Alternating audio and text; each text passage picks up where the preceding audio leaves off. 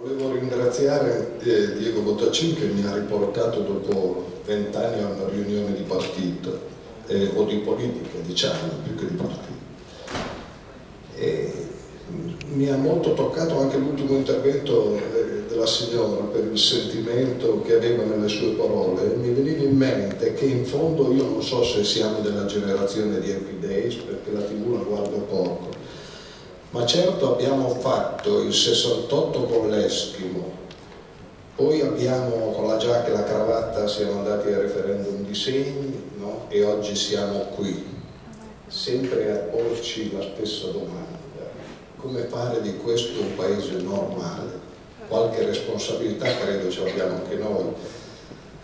Non è che i politici nascono sotto i cavoli, in fondo questa classe politica ce la siamo votata, ci siamo cresciuti insieme.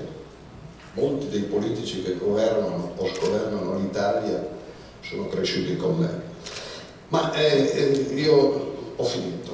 Volevo solo dire che ho ascoltato con attenzione tutti gli interventi, allora mi è parso, e siccome Vianello interviene dopo di me, siccome la domanda la volevo fare a lui e per te, mi è parso chiaro che cosa Verso Nord pensa degli altri. La sua relazione è stata esaustiva, non ha dimenticato nessuno. Mi è altrettanto chiaro il programma che ho sfogliato mentre attendevo.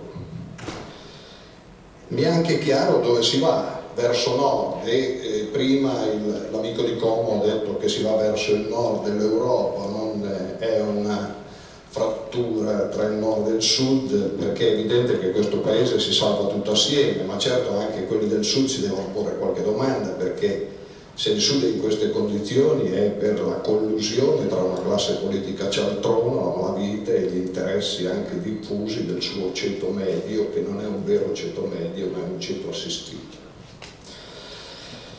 E quindi se io sento, quindi queste cose mi sono chiare, ma quello che mi sembra, mi serve e che devo chiarire è che, premesso che il bipolarismo secondo me è un valore, non è necessariamente un male, sono negative le sue interpretazioni, e ascoltato anche Romano che ha detto che nel crollo del berlusconismo si apre uno spazio, allora con chi si va verso nord? Si va da soli o si va in compagnia?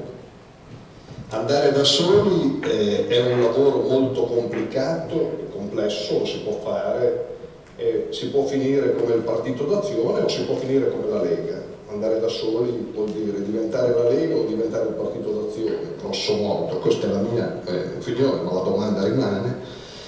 In ogni modo, che tu vada da solo o vada in compagnia, ti serve un leader, e se vai da solo ti serve di più che se vai in compagnia, perché in compagnia ce lo possono avere gli altri, se vai da solo ce lo devi avere tu. È come quando vai a ballare con gli amici: se uno ha la macchina puoi non averla, ma se sei da solo devi avercela.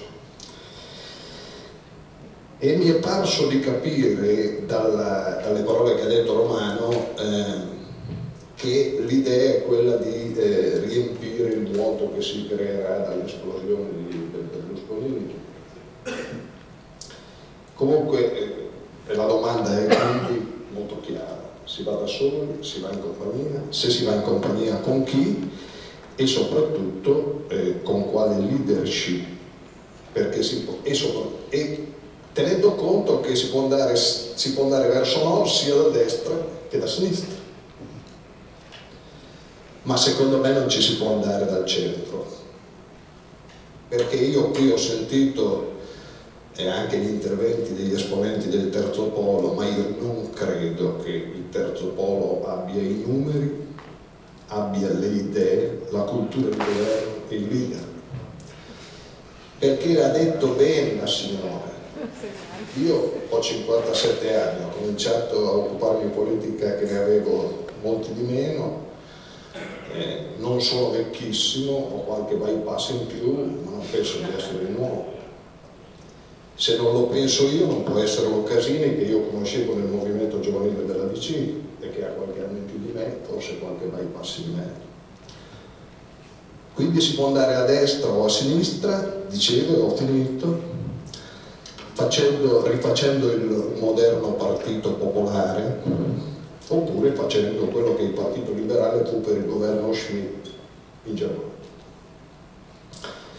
Certo avete, quindi io vi ringrazio perché è stata una riunione che mi è molto piaciuta e avete un compito difficile, perché non solo vi proponete, perdonate un po' di emozione ma sono tanti anni che non parlo in pubblico, non solo vi proponete di unire la diversità, ma di tenere insieme il particolarismo, perché io qui ho sentito di tutto, che non è una cosa di per sé non nobile, ma un po' complessa lo è, perché dovete tenere insieme le particolarità regionali e le particolarità politiche, consapevoli che quando si arriva alla conta finale, signora, ognuno tira a farsi gli affari suoi.